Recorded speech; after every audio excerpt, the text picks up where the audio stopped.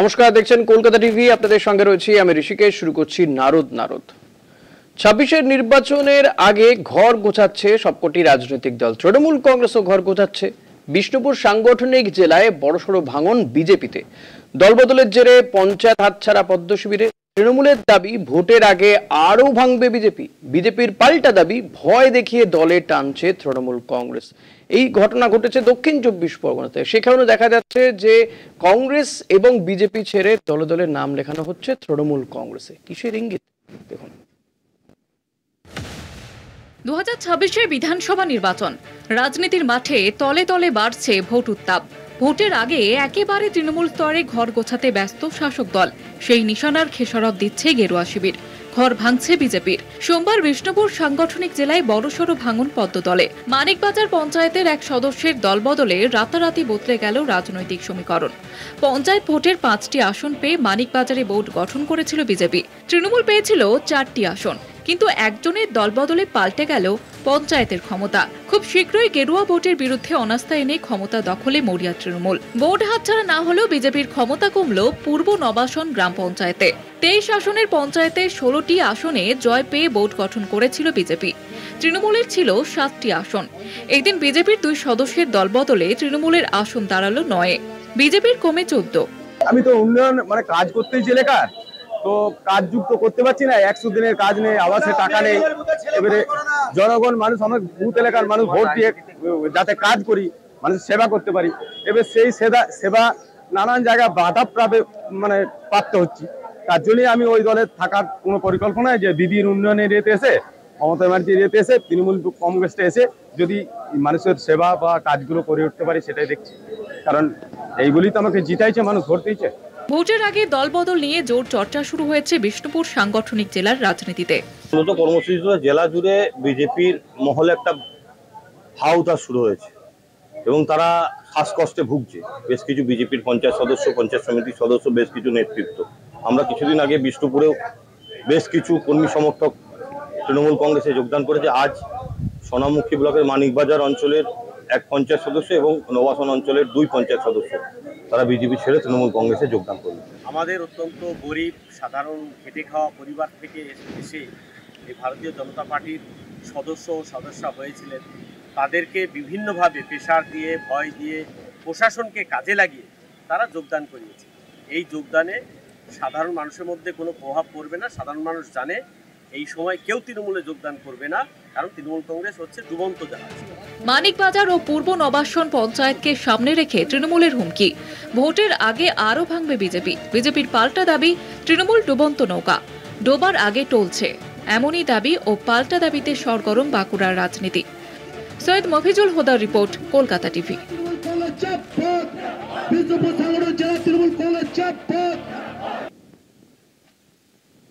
আজ আমরা এই বিষয় নিয়ে আলোচনা করব। আমাদের সঙ্গে রয়েছেন তৃণমূল কংগ্রেসের পক্ষ থেকে আতাউর হক, আমাদের সঙ্গে বিজেপির প্রতিনিধিও থাকবেন। তবে এই যে নির্বাচন, বিধানসভার নির্বাচন, সেই নির্বাচন আসার বেশ কিছুটা সময় বাকি রয়েছে। প্রায় 8-9 মাস বাকি এখনো নির্বাচনে। একদিকে যেমন এসআইআর একটা রব উঠেছে, নির্বাচন কমিশন প্রস্তুতি নিচ্ছে, পাশাপাশি রাজনৈতিক দলগুলো একটা প্রস্তুতি নিচ্ছে। আতৌরের কাছে আমার প্রশ্ন থাকবে, আতৌর, এই যে তৃণমূল কংগ্রেসের নাম লেখানোর একটা হিড়িক আমরা বিভিন্ন দিক থেকেই দেখতে পাচ্ছি, দক্ষিণ 24 পরগনা হোক বা বিষ্ণুপুরে, শাসক দলের বিরুদ্ধে বিরোধীদের একাধিক অভিযোগ। এক্ষেত্রে এই যে বিজেপি ছেড়ে তৃণমূল কংগ্রেসে আসছে, বিজেপির বক্তব্য যে আপনারা কোথাও গিয়ে প্রলোভন দেখিয়ে, কোথাও ভয় দেখিয়ে দলে টানছেন।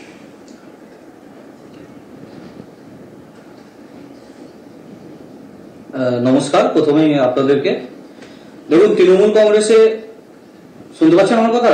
শুনতে পাচ্ছি, বলুন। তৃণমূল কংগ্রেসে কাউকে যোগদান করাবার জন্য কাউকে ভয় দেখাতেও হয় না, আর কাউকে প্রলোভন দেখাতেও হয় না। কারণ মমতা বন্দ্যোপাধ্যায়ের যে উন্নয়ন রথ চলছে, সেই উন্নয়ন রথে সকলেই সামিল হতে চাইছে। আর এরকম বিজেপিরা নিজেদের কর্মীদেরকে ধরে না রাখতে পারে, সেটা কি বিরোধী দলে থাকলে অজুহাত দিয়ে বিরোধী দলে থাকলে উন্নয়নে সামিল হওয়া যাবে না? বিরোধী দলে থাকলে উন্নয়নে সামিল হওয়া যাবে না? উন্নয়নের ছোঁয়া সে পাবে না? দেখুন, ওরা যে দলটায় রয়েছে সেই দলটা না, উন্নয়নের ছোঁয়া কেন পাবে না? উন্নয়ন ছোঁয়া তো আমাদের নেত্রী মমতা বন্দ্যোপাধ্যায় ধর্ম, বর্ণ, জাতি, রাজনৈতিক সব দলকে একত্রিত করে সবার কাছে পৌঁছে দিয়েছে। কিন্তু যে রাজনৈতিক দলটার ওরা প্রতিনিধিত্ব করছে তারা প্রতিনিয়ত মানুষকে ভাঁওতা বোঝায়। তাদের সদস্যরাও জেনে গেছে যে বিজেপির সাথে থাকা মানে ভাঁওতামি দলের সঙ্গে থাকতে হবে। তারা বুঝে গেছে যে তৃণমূল কংগ্রেস ছাড়া মানুষের মনে জায়গা করা যাবে না। বিজেপি শুধুমাত্র ঠক জোচ্চুরি করে তারা তাদের রাজনৈতিক কার্যকলাপ করে, এটা তারা বুঝেছে। তাই তারা অনুমান করতে পেরেছে যে আমরা ভালো কাজে থাকি, শুভ কাজে থাকি, সেজন্যই তারা তাদের পথ পরিবর্তন করছে এবং মমতা বন্দ্যোপাধ্যায়ের উন্নয়ন যজ্ঞে সামিল হচ্ছে।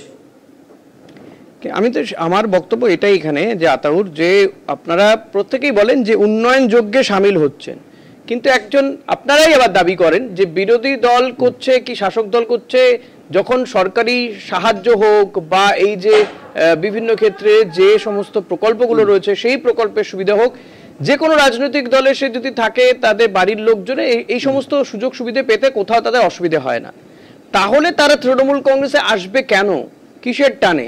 তাহলে কি এখানে এলে যেটা বিরোধীরা অভিযোগ করেন যে তাদের ইনকামটা নিশ্চিত হয়ে যাবে, আপনাদের বিরুদ্ধে অভিযোগ বিভিন্ন ক্ষেত্রে তোলা আদায় সহ সমস্ত কিছু এর একটা সার্টিফিকেট পাওয়া যাবে? এটা ভুল ধারণা।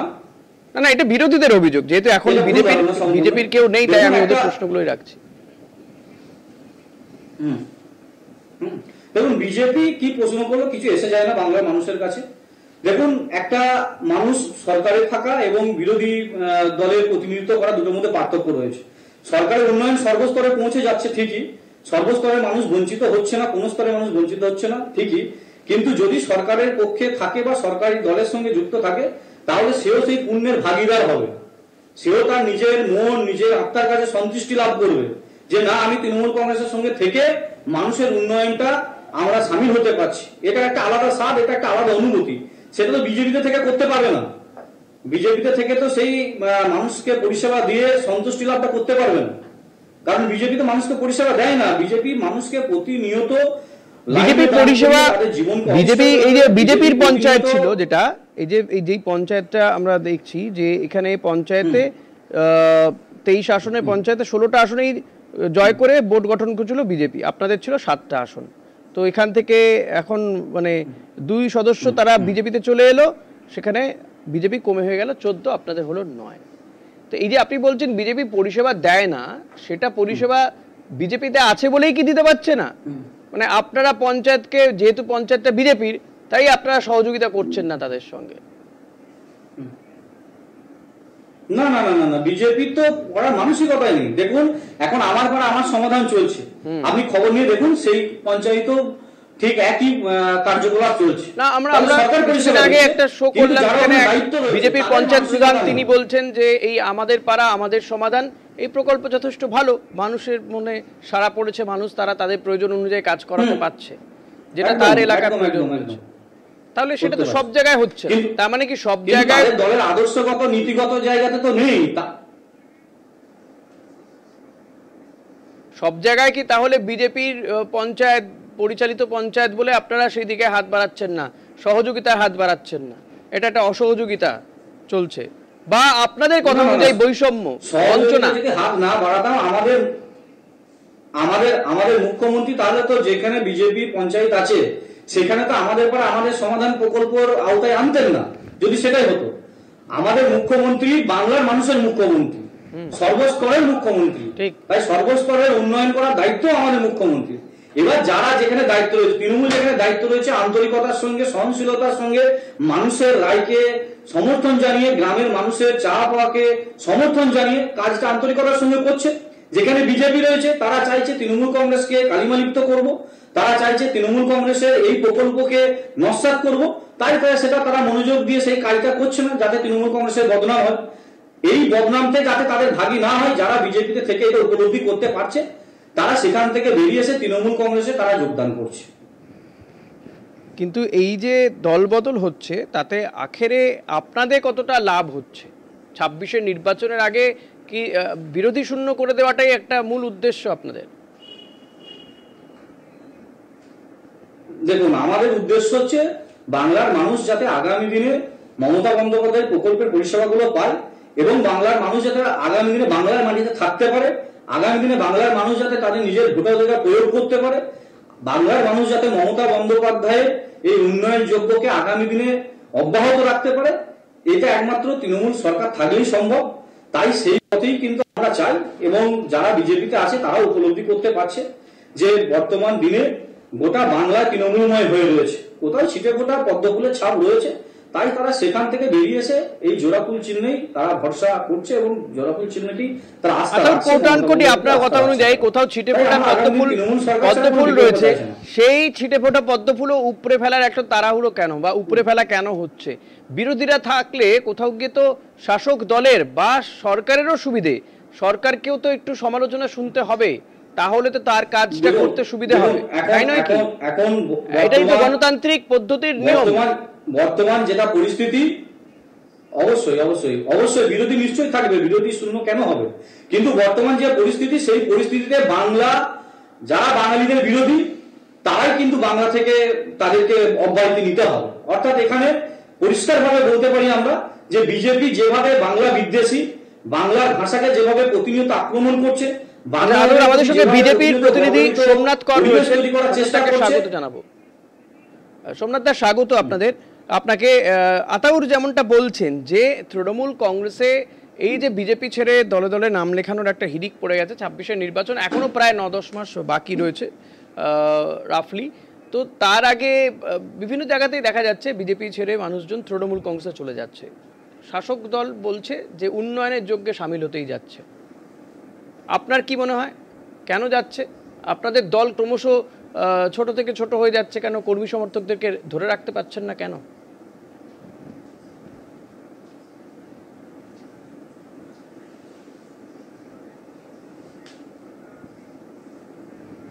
মানিকবাজার এবং নবাসনের যারা চলে গেছেন, হ্যাঁ, তাদেরকে প্রলোভন দেখানো হয়েছে, টাকার প্রলোভন।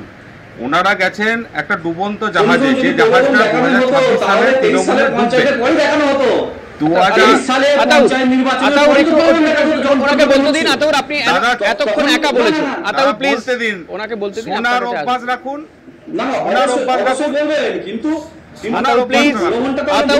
বলতে দিন, আমি আসবো। আপনি এতক্ষণ একা বলেছেন, সোমনাথ দা বলুন। শোনা ওর অভ্যাসটা করুন। কথা বলছিলাম তো, ডুবন্ত জাহাজ, এই জাহাজ 2026 সালে ডুববে। আর যে সোনামুখী বিধানসভার কথা বলা হচ্ছে, সেই বিধানসভা, সোনামুখী বিধানসভা 2021 সালে তৃণমূল ভরাডুবি হয়েছে, পরাজিত হয়েছে। আমাদের পঞ্চায়েতের রেজাল্ট খুব ভালো, অনেক জায়গায় হিংসা করে তাদেরকে নমিনেশন করতে দেয়নি, ভয় পেয়েছে তৃণমূল। আর 2024-এর যদি কথায় আসি, 2024 সালে আবার 11,000 ভোটে হেরেছেন। এখনো পর্যন্ত এই 1.5 বছর আগে ওনারা 11,000 ভোটে ওই সোনামুখী বিধানসভায় হেরেছেন। ওনাদের পায়ের তলায় মাটি নেই বলে শুধু গিমিক সৃষ্টি করছেন। এবং বর্তমানে যিনি জেলা সভাপতি হয়েছেন সুব্রত দত্তবাবু, ওনার চেয়ারটা টলমল করছে, তাই উনি একটু নাড়ি চাড়িয়ে চেষ্টা করছেন যাতে চেয়ারটাকে ধরে রাখা যায়, কারণ ওনার প্রতি কোনো সমর্থন নেই। বিষ্ণুপুর সাংগঠনিক জেলার ওনার চেয়ারটা টলমল করছে। এটা যদি আমি ধরে নিই তৃণমূলের দিককার ব্যাপার, আপনাদের দল থেকে লোকজন ছেড়ে চলে যাচ্ছে কেন? আমি আপনার কথায় সহমত যে তৃণমূলের পায়ের তলায় মাটি নেই, এই জেলা সভাপতির পায়ের তলায় মাটি নেই। সোনামুখী বিধানসভা আপনারা জয়লাভ করেছেন, লোকসভা নির্বাচন অনুযায়ী আপনারা প্লিজ আমি বলছি, তাহলে আপনাদের দল ছেড়ে ওখানে যাবে কেন? উল্টোটাই তো হওয়া উচিত ছিল যে তৃণমূল ছেড়ে বিজেপিতে যাবে বা বিজেপির শক্তি বাড়বে, কিন্তু উল্টোটা কেন হচ্ছে? দেখুন, তৃণমূলে যারা গেছে তাদেরকে আর্থিক প্রলোভন দেখানো হয়েছে। সেই সিটগুলি 2023 সালে কেন জিততে পারেনি তৃণমূল বলুন?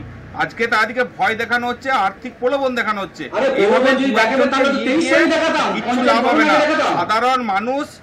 সাধারণ মানুষ ভারতীয় জনতা পার্টির সঙ্গে আছে। আবার বলছি, যারা গেছেন তারা তৃণমূলের একেবারে ডুবন্ত জাহাজে উঠেছেন। সেই ডুবন্ত জাহাজ 2026 সালে ডুবে যাবে, এটা আপনি বুঝতে পারছেন, ওনারা বুঝতে পারছেন না, ভালোভাবে বুঝে গেছেন। ডুবন্ত জাহাজ তৃণমূল কংগ্রেস কেন সেই ডুবন্ত জাহাজে পা বাড়াচ্ছে? আপনার দলের কর্মী সমর্থকরা, আপনারা তাদেরকে আটকে রাখতে পারছেন না। তাহলে বলবো যে আপনি তো আপনার দলের কর্মী সমর্থকদের বোধহয় ভালো চান না, মানে আপনারা দেখুন আর্থিক যে আমি সোমনাথ দা একদম খুব সহজ উপায়, সোমনাথ দা খুব সহজ সরল ভাষা, যে আপনি যদি দেখেন কেউ একটা ডুবন্ত জাহাজে উঠছে, আপনার কোনো ঘনিষ্ঠ কোনো ব্যক্তি, আপনার দলের একনিষ্ঠ কর্মী, আপনারা কি করবেন? তাদেরকে আটকাবেন?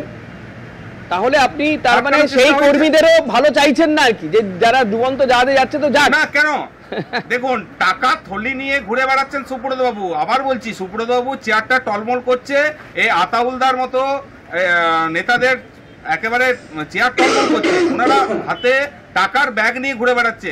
ওই দাঁড়িপাল্লায় ভারতীয় জনতা পার্টি যাবে না, ভারতীয় জনতা পার্টি ওই দাঁড়িপাল্লায় যাবে না। মানুষের আশীর্বাদ নিয়ে 2026 সালে বিপুল সংখ্যাগরিষ্ঠ নিয়ে এই পশ্চিমবঙ্গের বুকে ক্ষমতায় আসবে। আমরা তারই ভিত্তি প্রস্তর করছি। তার কিভাবে কিভাবে আসবে, কি মানুষের কর্মী সংগঠন কোথায়?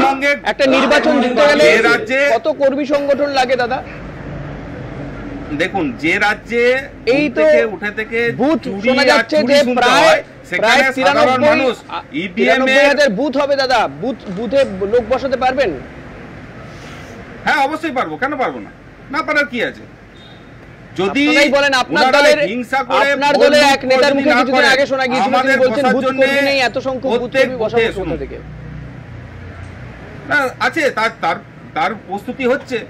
সেটা কেন্দ্রীয় নির্বাচন কমিশন এসআইআর এর মাধ্যমে এবং যা যা আমাদের দাবি রয়েছে ভারতীয় জনতা পার্টির পক্ষ থেকে যে ভোটারদেরকে সুরক্ষিত করতে হবে, সেই দাবিগুলো নিয়ে আমরা আগামী দিনে যাব নির্বাচন কমিশনের কাছে। এবং আমাদের কেন্দ্রীয় নেতৃত্ব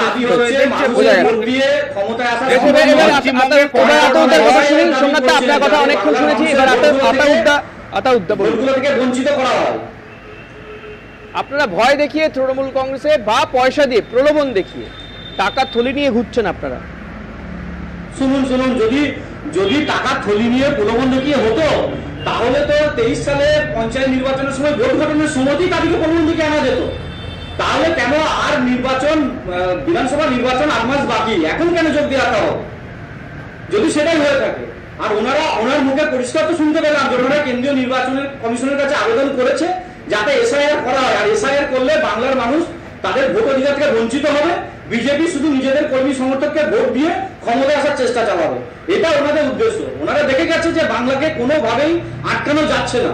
ইডি সিবিআই কে ভরসা করে আটকানো যাচ্ছে না, বাংলার মানুষকে এনার্জি করে আটকানো যাচ্ছে না, বাংলার মানুষের অর্থ বরাদ্দকে বন্ধ করে দিয়েও বাংলাকে আটকানো যাচ্ছে না, বাংলায় ক্ষমতা আসা সম্ভব হয়ে যাচ্ছে না। এখন একমাত্র উপায় এসআইআর করে বাংলার মানুষের ভোট অধিকার থেকে তাদেরকে বঞ্চিত করবো, তাহলে যদি ক্ষমতায় আসতে পারি তো আসবো। কিন্তু তারা ভুলে যাচ্ছে এটা বাংলার মাটি, এখানে এইসব হবে না। মানুষ তার নিজের ভোট দেবে, নিজের সিদ্ধান্ত নেবে। আর আমি ওনাকে বলবো, আমাদের ফুটন্ত জাহাজ না ঝুলন্ত জাহাজ এই নিয়ে আপনাদেরকে চিন্তা করতে হবে না। আপনারা নিজেদের নৌকা বাড়াবার চেষ্টা করুন। আজকে শুধু মানিকবাজার নয়, আগামী দিনে নবাসন অঞ্চলে তৃণমূল কংগ্রেসের দখলে আসবে। আমি আপনাদেরকে সাজেশন দেবো, পারলে যারা সদস্য আছে নিজেদের বাড়িতে তাদেরকে আপনাদের ডুবন্ত জাহাজ, এই ডুবন্ত জাহাজে আপনারা আরো কর্মী তুলছেন কেন, আরো কর্মী নিচ্ছেন কেন? বিজেপি থেকে আপনাদেরকে কর্মী নিয়ে আসতে হচ্ছে কেন? তৃণমূল কংগ্রেস শাসক দল, তারা শক্তিশালী দল, তারা দাবি করছে যে আগামী নির্বাচনে তারাই জয়লাভ করবে। তাহলে বিজেপির কর্মীদের দরকার পড়ছে কেন? আরে শুনুন, যদি ডুবন্ত জাহাজ হতো, শুনুন 2011 সালে যা সিট পেয়েছি, এরা বলেছিল তৃণমূল যাবে, 2016 সালে তার থেকে বেশি সিট পেয়েছে। 2016 সালের পর এই বিজেপি বলেছিল তারা নাকি 21 সালে ক্ষমতা আসছে 200-র বেশি নিয়ে, 16 সালের থেকে বেশি আসন পেয়েছি। আবার আপনাদেরকে আজকে আপনাদের মাধ্যমে পরিষ্কার করে বলতে চাই এবং বিজেপি নেতাদের কানেও পৌঁছে দিতে চাই যে 21-এর নির্বাচনের থেকে 26-এর নির্বাচনে বেশি সংখ্যক সিট নিয়ে চতুর্থবার মুখ্যমন্ত্রী মমতা বন্দ্যোপাধ্যায় হবে। এসব ফাটা করছি শুনিয়ে কোনো লাভ নেই। আমি ওনাদেরকে বলবো, নিজেদের লোককে আগলে রাখার চেষ্টা করুন। আপনাদের কাছে কেউ থাকতে চাইছে না, তারা বুঝে গেছে যে আপনাদের একটা ধাপ্পাবাজের দল, এরা মিথ্যা প্রতিশ্রুতি দেয়, মানুষকে মিথ্যা প্রলোভন দেয়। আজ পর্যন্ত নরেন্দ্র মোদী সরকার কোনো কথা দিয়ে কথা রেখেছে? আপনারা বলুন তো একটা সেরকম জায়গা রয়েছে?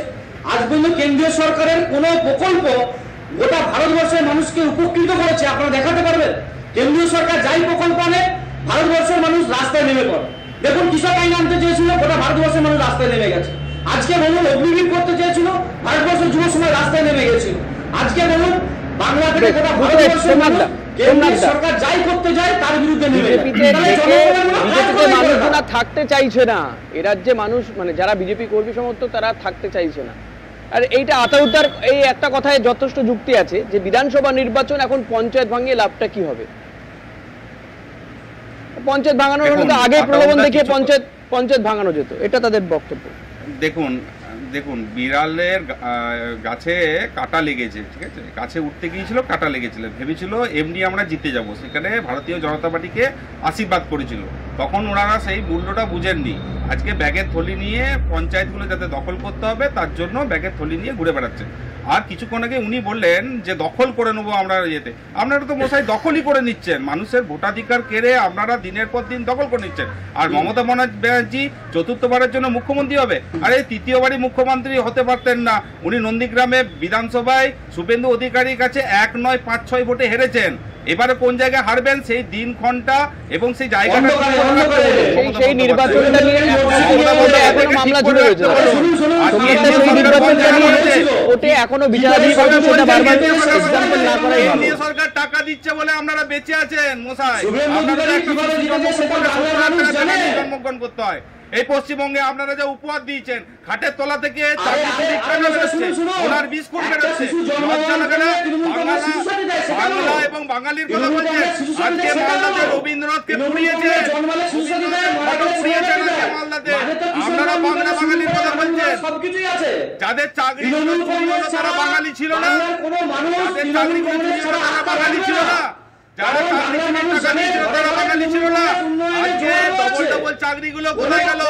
সেই সিঙ্গুর থেকে টাটাকে পার করেছেন, তখন বাঙালি আপনাদের কোথায় ছিল? বাঙালি আনা আপনি বলুন।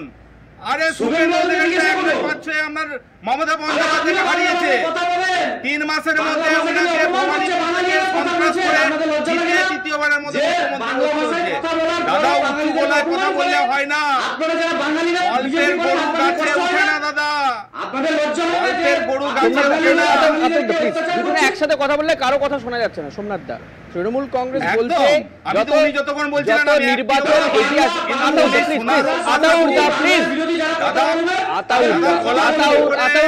পশ্চিমবঙ্গের মানুষ মেনে নেবে না। তৃণমূল কংগ্রেস বলছে যত ইলেকশন এগিয়ে আসবে বিজেপি তত ভাঙবে, বিজেপি তত ভাঙবে, এটা তৃণমূল কংগ্রেস বলছে। আতাউর প্লিজ, তৃণমূল কংগ্রেস আপনাকে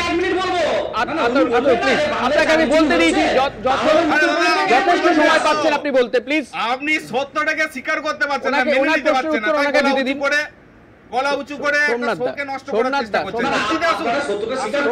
আতাউর প্লিজ, কি হচ্ছে এটা? সোমনাথ দা, তৃণমূল কংগ্রেসের দাবি বা তৃণমূল কংগ্রেস বলছে সোমনাথ দা যে যত নির্বাচন এগিয়ে আসবে বিজেপি তত ভাঙবে। আপনারা আটকে দেখান, আপনারা আটকাতে পারছেন না, আপনারা কি আটকাতে পারবেন আদৌ? দেখুন, ভাঙার তো কোনো সব গল্পই নেই, আমাদের গড়ার গল্প। সাধারণ মানুষ, পথ চলতি মানুষ, ব্যবসায়ী, খেটে খাওয়া মানুষ প্রত্যেকেই আমাদের সাথে আছে। দেখুন, তৃণমূল নামেই চোর, এটা প্রতিষ্ঠিত ছিল মানুষের কণ্ঠে।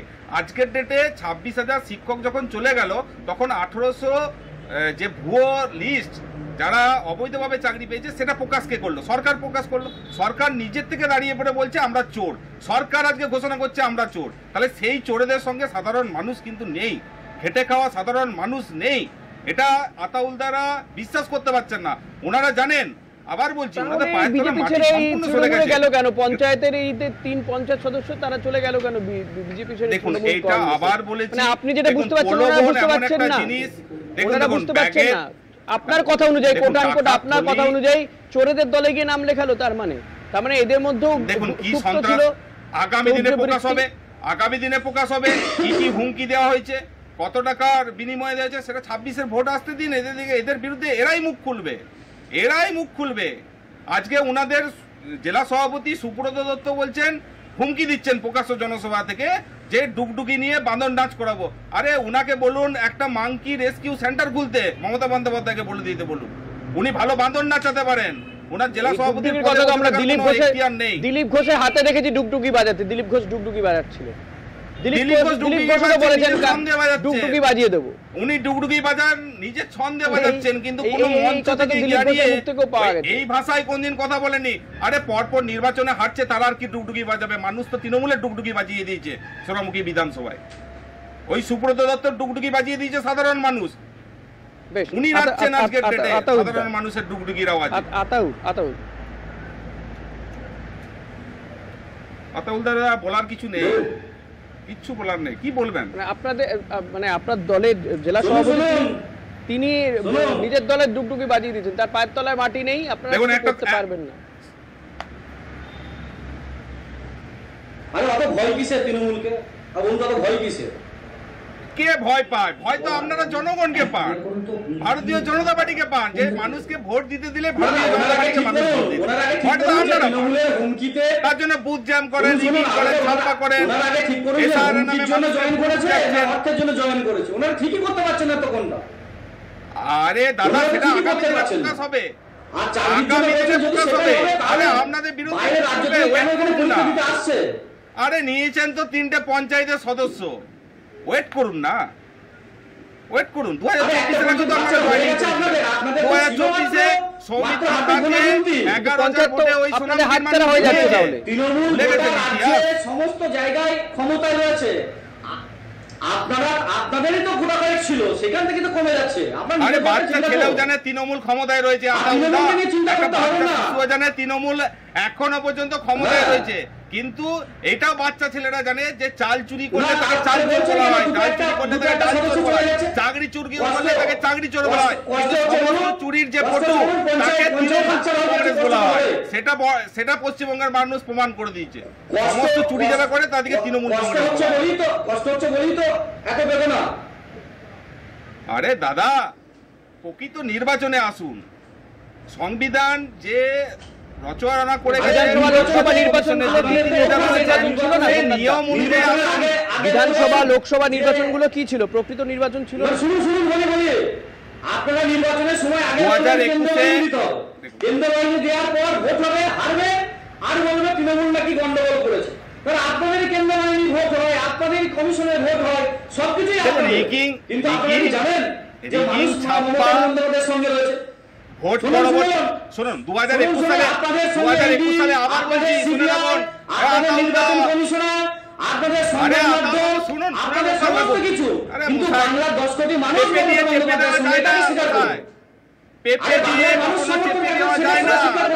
সোমনাথ দা কথা একটু শুনে নিন, আপনার বলতে সুবিধা হবে। শুনুন, স্বীকার করতে শিখুন। চিৎকার করে কি হবে? স্বীকার করতে শিখুন, চিৎকার করে কি হবে? শিখুন। যুক্তি আসুন, বিরোধী দলনেতা বলেন যে কেন্দ্রীয় বাহিনী সেটা ভোট হবে, বিদেশের মানুষ কেন্দ্রীয় বাহিনী ভোট হলে যুক্তিটা তারপর আবার বলেন যে তৃণমূল নাকি আরে রেডিং করে। যুক্তিতে আরে স্যাটেলাইট চ্যানেলে দাদা আতাউর একটু শুনি, সোমনাথ দা কথা শুনতে দিন। আতাউর প্লিজ। সোমনাথ দা দোকানে বসেছেন কি স্যাটেলাইট চ্যানেলে? কিন্তু ওনাকে বলতে হবে যদি রেডিং হয়েছে তাহলে আতাউর আপনাকে বলতে সময় দিয়েছি তো, সোমনাথ দাকে বলতে দিন। আতাউর প্লিজ, সোমনাথ দাকে বলতে দিন, আপনারই বলতে সুবিধা হবে, ওনাকে বলতে দিন, যুক্তিপূর্ণ কথা হোক না। সোমনাথ দা দেখুন, আপনি বললেন 2021 সালে বিধানসভায় তৃণমূল জিতেছে। তৃণমূল যদি প্রকৃত সাধারণ আপনি বলছেন, সোমনাথ দা আপনি বললেন প্রকৃত নির্বাচন হতে দিন, তাহলে আমার বক্তব্য যে তাহলে এই 24-21-এ কি প্রকৃত নির্বাচনটা হয়নি? যদি না হয় তাহলে দায় কার? আমি 2021-এর কথাই আসি, প্রথম 2021-এর কথাই আসি। 2021 সালে যদি প্রকৃতভাবে একজন সিএম হতেন, জনগণের আশীর্বাদে যদি সিএম হতেন, তাহলে ভোট পরবর্তী হিংসা হতো? এই রাজ্য থেকে সাধারণ মানুষকে অন্য রাজ্যে চলে যেতে হতো? উনি রাষ্ট্রধর্ম, মাননীয় মুখ্যমন্ত্রী রাষ্ট্রধর্ম রাজ্যে চলে যেতে হতো, মানে আপনি বলছেন এই পরিযায়ী শ্রমিক? না, পরিযায়ী শ্রমিক নয়, বাড়ি ঘর দোর ছেড়ে হিংসার বলি হয়ে তাদেরকে চলে যেতে হয়েছে। আচ্ছা, কোথায় রাষ্ট্রধর্ম পালন করেছে? ওই আতাউলদা যেখানে কথা বলছে তার পাশে ইন্দাস বিধানসভা, সেখানে অরূপ রুইদাসকে খণ্ডঘোষ এলাকা থেকে ঝুলন্ত অবস্থায় পাওয়া গেল। তার অপরাধ কি ছিল? সে একজন বিজেপির বুথ কর্মী, তাকে ঝুলিয়ে দেওয়া হয়েছিল। তার পাশে কতুলপুরে তাকে পুকুরে জলে পাওয়া গেল।